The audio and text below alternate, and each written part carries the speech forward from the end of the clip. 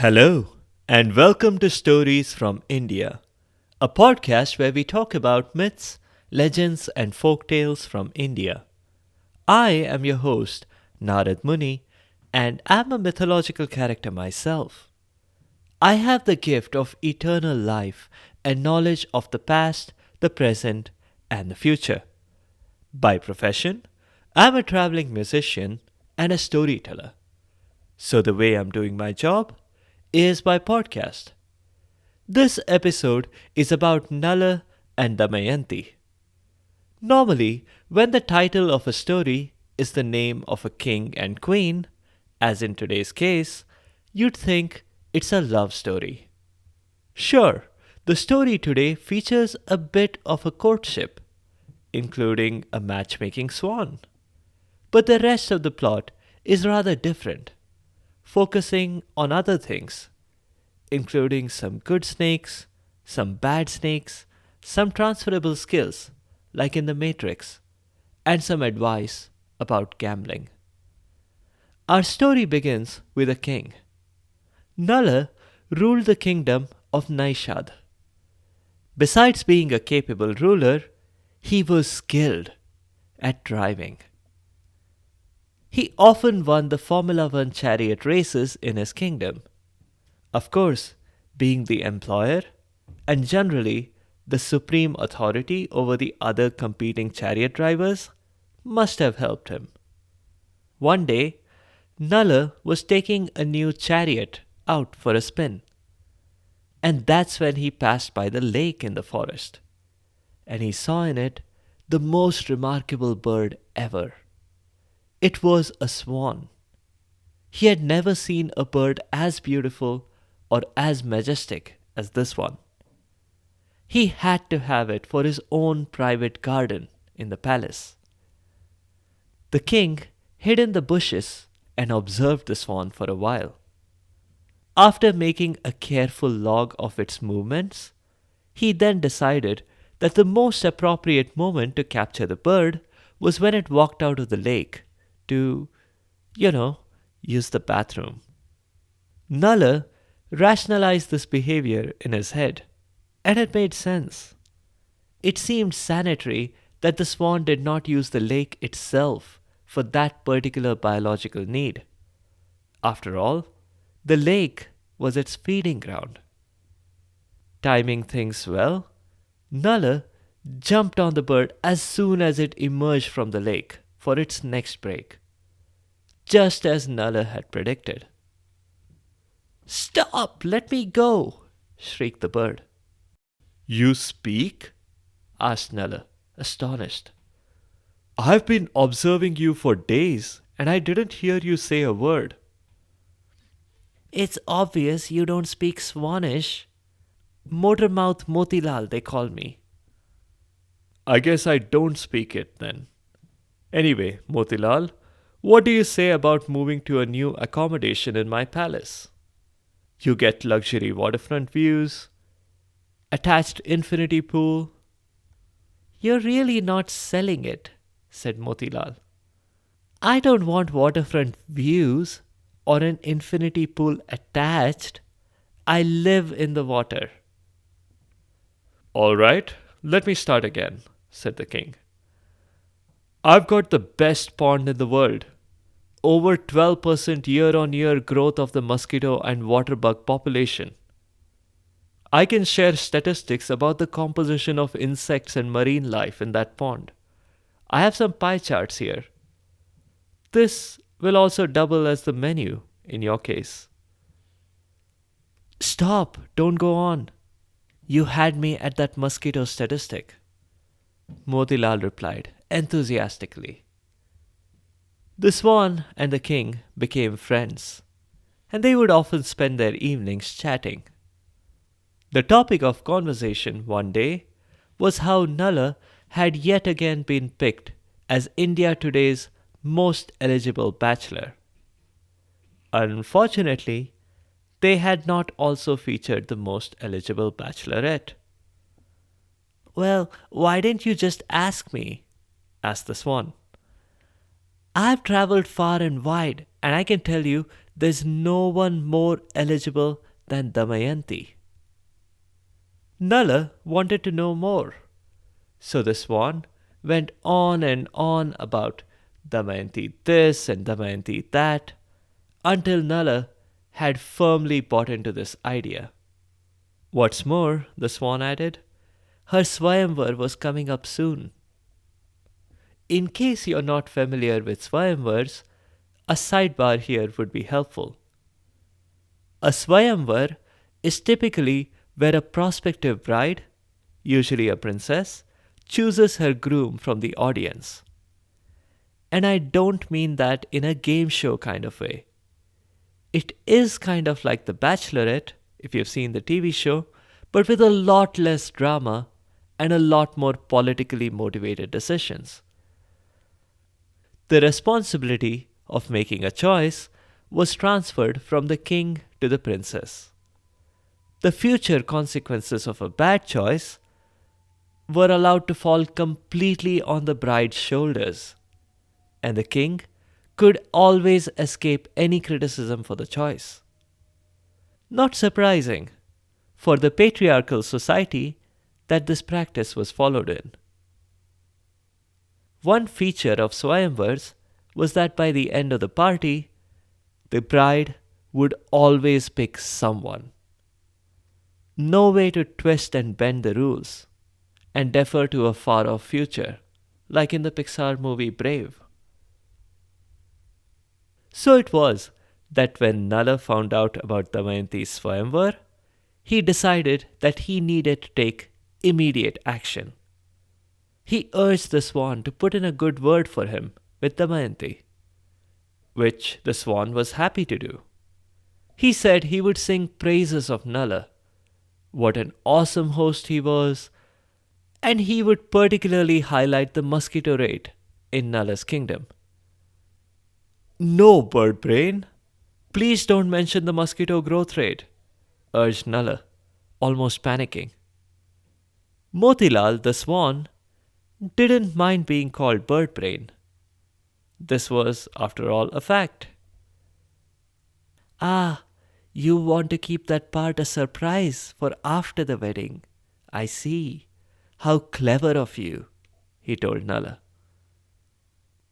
He flew off to Damayanti's kingdom in Vidarbha without spending too much time to pack. Damayanti, in her palace, had a similar pond where she would often spend the afternoon hours painting. She observed a new bird one day, a majestic swan. It swam right up to the bank near where Damayanti was sitting. How are you doing? The swan asked. If Damayanti was shocked, she didn't show it. I guess that's one thing they teach at princess school. She exchanged greetings with the swan.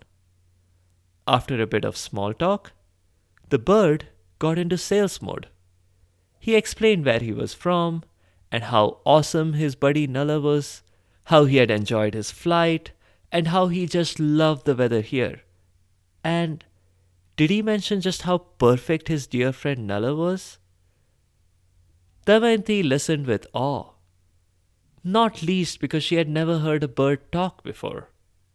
But she was impressed when the swan went on and on about Nala. Over time, Damayanti fell in love with a man she had never met, just as Nala had fallen in love with her without even meeting her. She decided that on the day of her Swayamvar, she would pick Nala and no one else. The day approached, and there was quite the crowd. Not just mortals, but mostly gods had shown up to the Swayamvar. Many of these immortals had also heard of Damayanti and they sought her hand in marriage.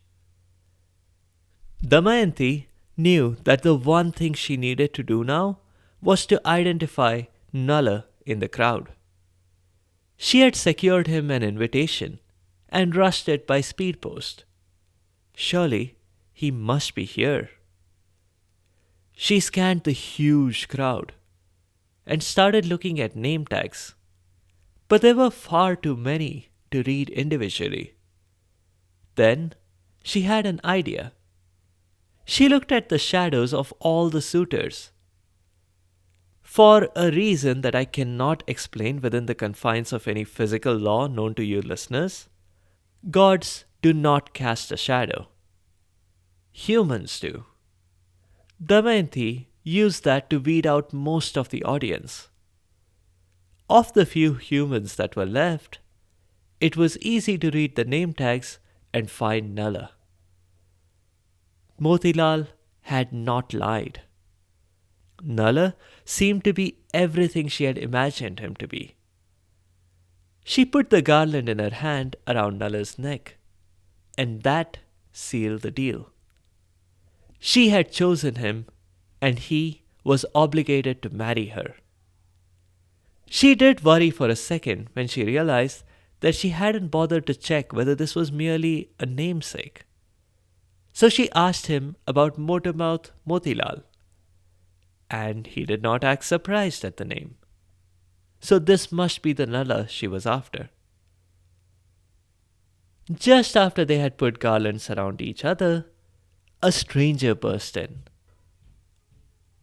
"Awfully sorry. I didn't mean to be late. It's all this evil mastermind business.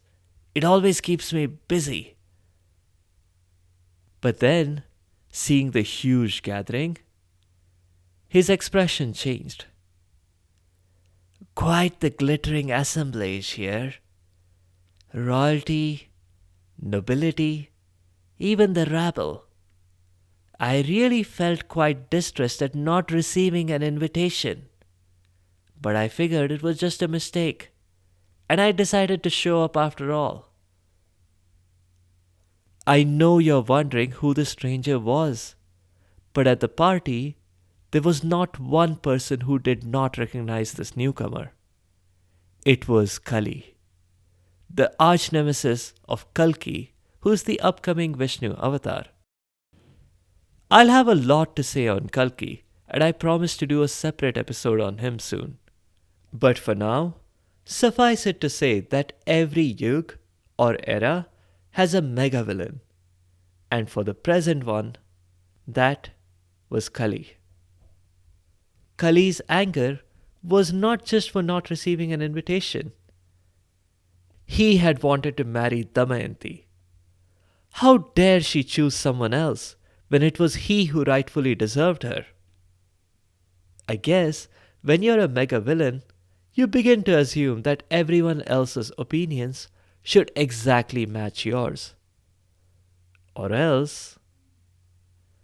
We'll get to the or else part right now. When Damayanti refused to ungarland Nala and garland Kali instead, Kali took offense. He said that he had felt attacked and that there would be consequences for Damayanti and for Nala too, because there needed to be collateral damage. It wasn't personal, just business. Nala nodded back at Kali and said he totally understood. "You're going to try to destroy my life, but I totally can see why you're doing it. More power to you and all that sort of stuff." But after that day, Nala was constantly on his guard. Kali would be able to disrupt his life, but only if Nala allowed him to. It was like the often repeated advice about viruses and worms on the internet. They can cause chaos on your computer, but only if you allow a malicious download. Nala was determined never to download anything and to never give Kali an opening. He did everything by the book. And I mean it. He followed everything in the book, how to keep Kali away, with 8 easy steps. He did this for 12 years. Kali waited, but could not find any weakness, any sin to exploit. Until one day, Nala was late for prayers. He washed his feet, but did not wipe them completely in his hurry to get to the prayer room. That is what Kali had been waiting for. Now, you would think that a mega villain, whose job it is to cause chaos in the whole world, could not have afforded to have been obsessively observing a single person. And you'd be right. Kali did not watch Nala like a hawk himself. He had outsourced the work to his minions. Knowing that some impurity had finally entered Nala, Kali immediately went to Nala's brother, Pushkar. Pushkar had his eye on Nala's throne, but he had no right to it. Nala was competent, wise, and fair, all the qualities you might expect from a good ruler. Pushkar was none of those things, but he bought into Kali's idea when Kali whispered it to him. So Pushkar challenged his brother Nala to a game of dice, with a pair of very special dice that Kali had gifted him. Normally, Nala would have politely refused, stating one excuse or another. Board meeting here, bricklaying ceremony there, cutting the ribbon somewhere. "A king's job is never easy, he said. "I wish I knew," Pushkar would think. But all that was unnecessary today, because the impurity in Nala had egged him on. "You can do it. You'll win easily," a voice whispered in Nala's head this time. "You're a voice in my head. Why do you sound like Kali?" Nala asked. "Never mind that. You don't think many people have similar sounding voices? Look, your brother is waiting." Nala agreed to one game, just one game, and with stakes no higher than 1 rupee.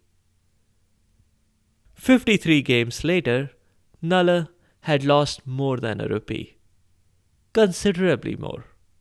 He had lost the throne, he had lost his chariots, he had lost the palace, his bedroom, he had lost everything except the clothes he was wearing. And the clothes he was wearing were not his usual royal garments. Before game number 48, he had changed into ordinary peasant clothes, so he could gamble away his rich clothes and jewels. In case you are interested in a career as a mega villain, this is how you sow discord. Not through direct action, but through indirect one. Through their brother, for example. Dejected, Nala said, "Hang on, I have an extra bit of cash in my bedroom." "You mean my bedroom," reminded Pushkar. "Listen, bro, you'd better stop here. You've already lost a lot." "Don't give up now. This was just the beginning," said the voice in Nala's head. "Go ask Damayanti. Maybe she's been saving up for just such a need." Nala did talk to Damayanti and asked her for some money, but Damayanti was reluctant. "But this is a clever system that's guaranteed to work," said Nala. "Every time I lose, I double the stakes, so that when I win, I'll have recovered all my losses in a single win, and made a lot of money as well. I just need enough for a few more rounds." When she found out that the amount he needed was enough to fund 3 palaces and 1,000,000 acres of farmland, she put a stop to it right there. Pushkar came by to remind them that if they were planning to hang around his palace for much longer, he would have to start charging them rent.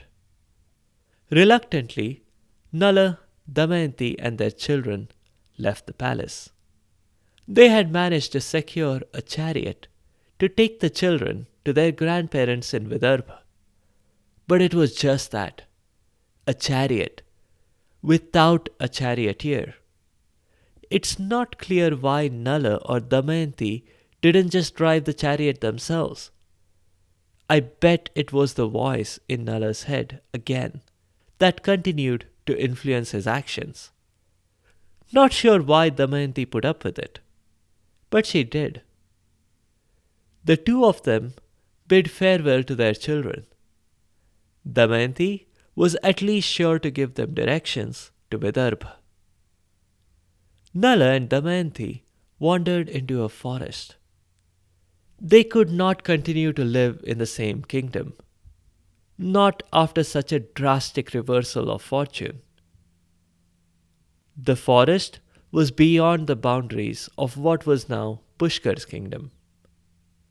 It made sense to do that because it had gotten very annoying. You see, Pushkar had employed a couple of people to taunt them continuously. Sort of like Nelson Muntz from The Simpsons going ha ha, ha ha. The only way out was to leave the jurisdiction. The voice in Nala's head definitely advised him against staying back and trying to earn money and start saving up. The voice also told him that the spot he was standing on right now, in the middle of the forest, was perfect to spend the night. And the nearby hole in the ground definitely did not contain an angry and vicious 30-foot python named Nishad that had recently been stepped on by a man and was itching to bite and or squeeze any human that approached anywhere close. Nishad, the python, who definitely was in the hole, emerged and slithered towards the sleeping Damayanti, poised to strike her. But let's leave it at a cliffhanger and follow Nala, who had wandered away as his wife slept. The voice urged him to go away and leave her alone. Damayanti will be safe, it said. She does not need protection. There are no wild animals in this forest. A pause, and then it added, and over there to your left, there is definitely nothing to see there. Nala, don't look in that direction. But that statement had the opposite effect that the voice wanted. Nala looked and saw a snake king trapped in a ring of fire. Oh my goodness, I have to save you, Your Majesty, Nala said. Ignoring the protests of the voice in his head, he grabbed a long stick, reached inside the ring of fire, and gently lifted the snake out of it. I'm glad I could rescue you. I must go now quickly without having a conversation with you, said Nala, at the urging of the voice in his head, which was definitely Kali's. But Nala's curiosity took over, and he asked what the Snake King was doing here. He also knew that the snake was a king because of the tiny crown that he was wearing. The Snake King replied that he was cursed. He was rooted to the spot and could not move. It was all thanks to me. Yes, me, Narad. You can't blame me for it. The snake dude tried to cheat in a game, in Monopoly. He tried to move his counter when I wasn't looking. So I had to punish him by immobilizing him. Did you just expect me to let him off the hook? But anyway, the Snake King answered Nala's question by saying that it was totally fine for him to be here, since it was a forest and he was a wild animal after all. This puzzled Nala, because the voice in his head had definitely said there were no wild animals here. The Snake King knew exactly what the problem was with Nala. You've got a parasite living inside you. It's talking to you, isn't it? A parasite? You mean my tapeworm? Asked Nala. He's just a harmless guy, and he does a wonderful imitation of Kali. Nala obviously did not realize that Kali was inside him. The Snake King realized that there was only one way to quickly remedy the situation. So, he bit Nala. Ouch! What did you do that for? I saved your life. And I saved yours, said the Snake King. You obviously don't realize it, but the voice inside you was Kali. I've fixed it now. By injecting you with venom, I've inactivated the Kali virus. And you're welcome. Nala tested his mind. And yeah, the voice was not answering back. Kali was probably gone or incapacitated. Suddenly, the events of the last few days struck him, and he was ashamed of his actions. But before he could thank the Snake King for rescuing him, he felt himself transforming. He grew shorter and less handsome than he had been. As you can see, there are some side effects, the Snake King said. But don't worry, I took the liberty of extracting your blood a little bit when I bit you. I've encoded your original genetic code into this blanket.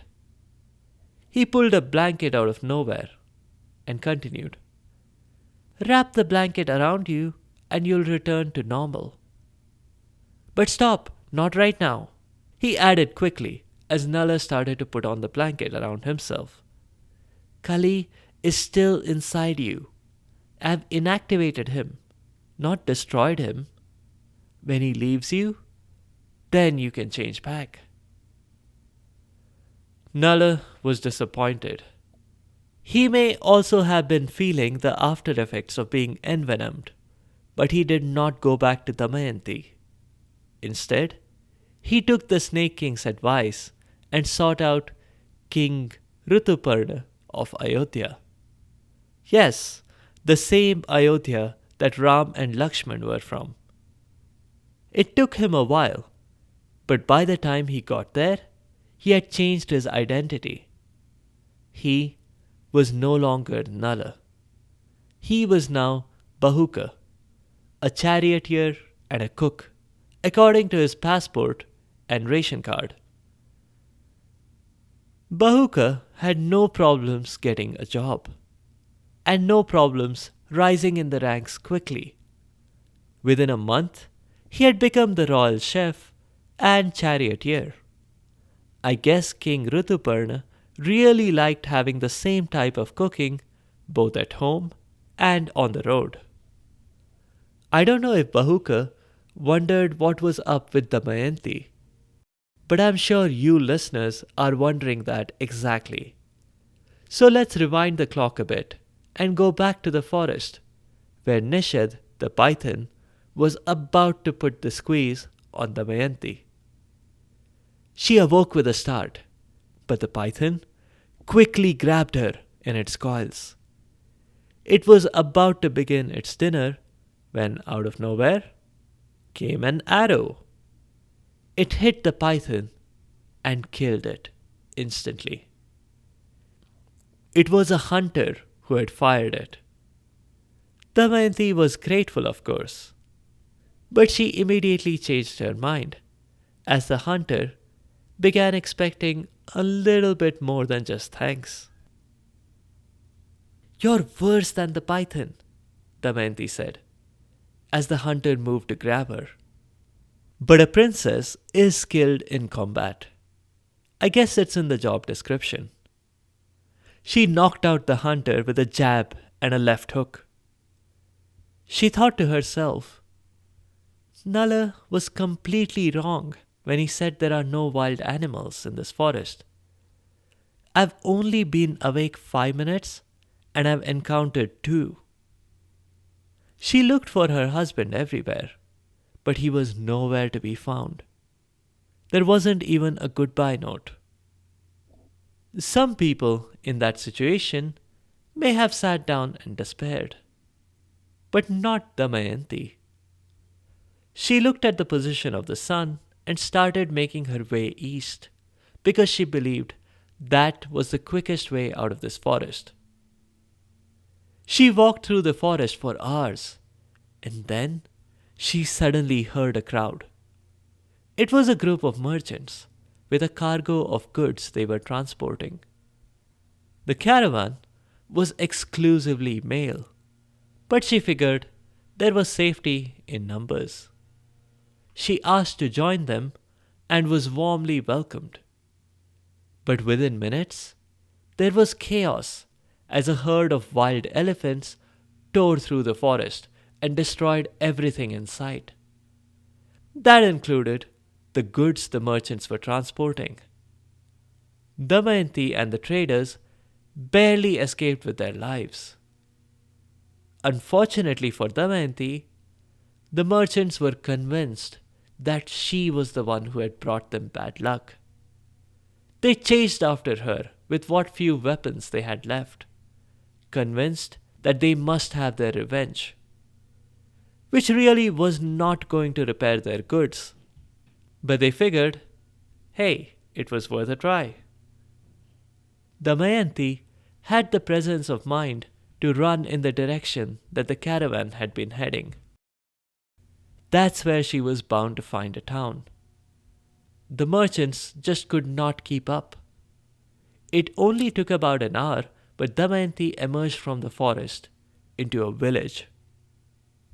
If anything, she was thankful for the incident. It had accelerated her return to civilization, even though she felt a little sorry about their goods.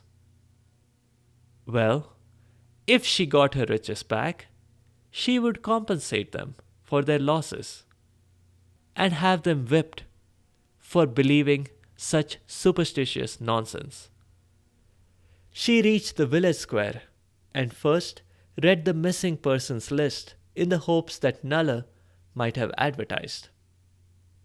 Not seeing her name there, she moved on to the jobs list on the billboard and found the perfect job opening for herself. It was at the palace. Queen Bhanumati needed a new maid. Damayanti knew that she could ace that interview. She knew of Queen Bhanumati. They were even distantly related. She did not think that Bhanumati knew her. Damayanti quickly put together a resume, faked some references, and interviewed for the position. The interview was a walk in the park for Damayanti. No, it literally happened in the palace gardens, so it was a walk in the park. For someone who had experienced palace life, none of the interview questions were difficult. Bhanumati took her on and was incredibly satisfied with her new maid. She kept trying to recall where she had seen the woman before, but it took several days before the queen finally remembered. And when she did, she called Damayanti over and asked her to fetch her a painting album from her desk. It was from their last family reunion. She found the right painting and showed it to Damayanti. Damayanti gasped, looking at the painting of her younger self, her parents, her brothers, with Bhanumati. Her suspicions confirmed, Bhanumati urged her niece to tell her everything, and Damayanti did. The two decided that the best thing was for Damayanti to go rejoin her parents and her kids back in Vidarbha.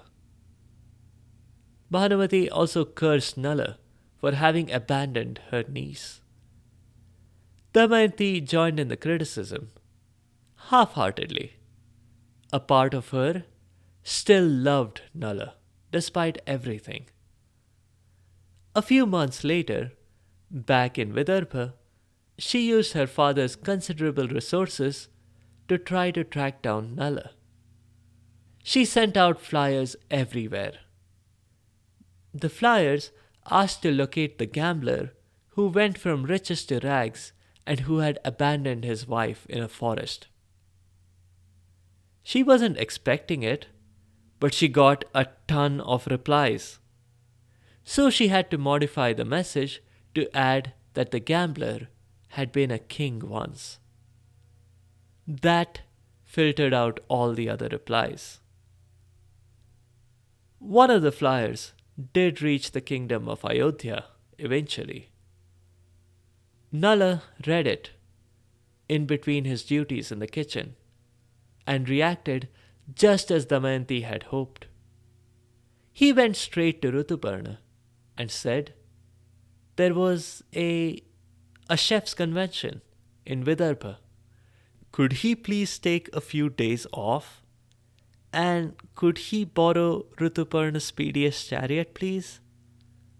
Well, Rituparna did not say no, but he would not let his best cook go away by himself. Yay, road trip, he said, and began packing his own bags. He also remarked that he could not wait to taste all that food at the chef's convention. When he put it like that, Nala couldn't really refuse the king he was serving. The two of them set off in the direction of Vidarbha right away. Nala was really fast as a charioteer. What he did amounted to low-level flying. Maybe it was the passion with which he was driving, but Rituparna dared not ask Nala to slow down. And at the same time, the bits of inactive Kali inside Nala's body could not stand the jolting. Kali finally exited Nala's body and appeared before him. He asked the former king for forgiveness.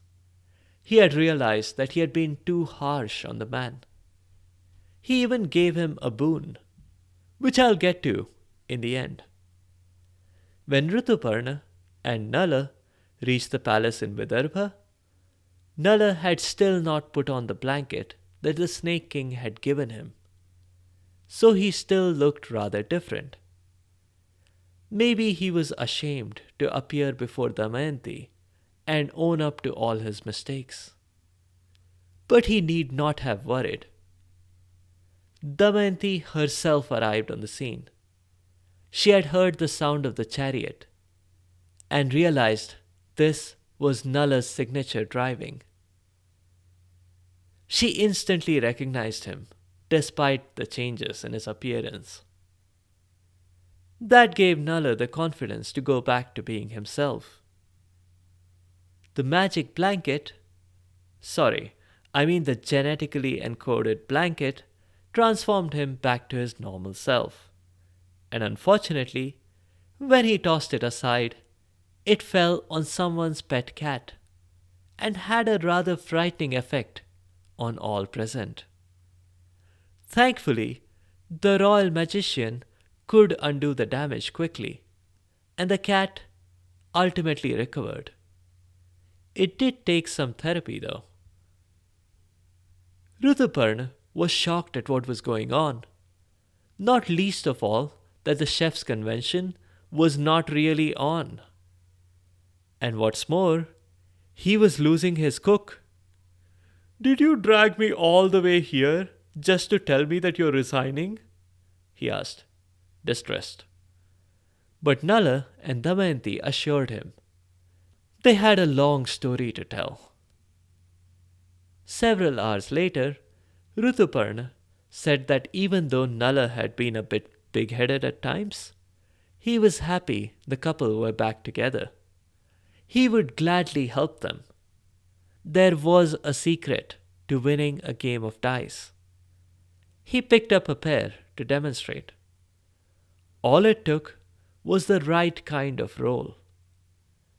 You want to roll a 5? Hold your fingers just so and in this position, and voila! There's 5. Over the next several days, Nala learned more about dice than he had imagined was possible. And in return, he taught Rituparna the fine art of charioteering, which made total sense because that was, after all, the only way Rituparna would be able to get back home to Ayodhya. With whatever money Damayanti could manage to borrow from her father, she and Nala set out to challenge Pushkar. They were still remembered by the palace guards and readily admitted. I guess the guards really did not like working for Pushkar. Nala declared to his brother that he had come there to reclaim his throne with the little money that he had earned over the last 4 years or so that it had been since their last match. But he said that he knew that Pushkar was a coward and would probably prefer the sword fight. Either way, the choice was Pushkar's. Reverse psychology worked, and Pushkar picked dice as his weapon. The stakes were high because Nala staked himself and his wife. That may sound like a terrible decision, but this time Nala was completely confident. Kali was not on Pushkar's side anymore, and Nala had mastered the art. No wonder he won it all back in a jiffy. But he was magnanimous in his victory. Pushkar had lost everything, but he would get his original kingdom back. Things would go back to being just as they were before, except that now Nala and Damayanti did not have the threat of Kali hanging over them. So there's the lesson of today's story. If at first you don't succeed at gambling and you really want to try and try again, maybe it's a good idea to learn how to roll the dice first. But seriously speaking though, don't actually try this at home. I can see the future, remember? I don't want to scare you off gambling or anything if that's what you choose to do, but consider this a fair warning. I've seen the future, and if winning is what you planned, things might not exactly work out as you had hoped. There's also the matter of the boon that Kali offered Nala. It was that anyone who had heard this story would not feel the ill effects of Kali. So because you've heard this story today, I can certainly claim credit for helping you avoid Kali's effects. You, my dear listeners, are most welcome. That's all for this week. A couple of notes. The story is from the Mahabharata. It's meant to be a morality tale, to convince a reckless prince not to gamble away all his possessions. But as we shall see when we get to that bit of the Mahabharata, this story could not really have done that, because it was being told to a prince who had already lost everything. It was like trying to sell insurance on something after it was already stolen. The story is very popular amongst non-Indian students of Sanskrit, probably because it was translated by a prominent person early in the 19th century. That's all for now. In the next episode, we'll do a folktale from Himachal Pradesh. This one is about a girl in a village in medieval India who can solve any problem, including dealing with demons, cheats, misers, and bill collectors. If you have comments or suggestions, or if there are particular stories that you would like to hear, please do let me know by leaving a comment or a review on the site sfipodcast.com or tweet at sfipodcast. You can also find me on Instagram and Facebook. Be sure to subscribe to the show to get notified automatically of new episodes. A big thank you to each and every one of you for your continued support and your feedback. The music is from purpleplanet.com. That's purple-planet.com. I'll see you next time.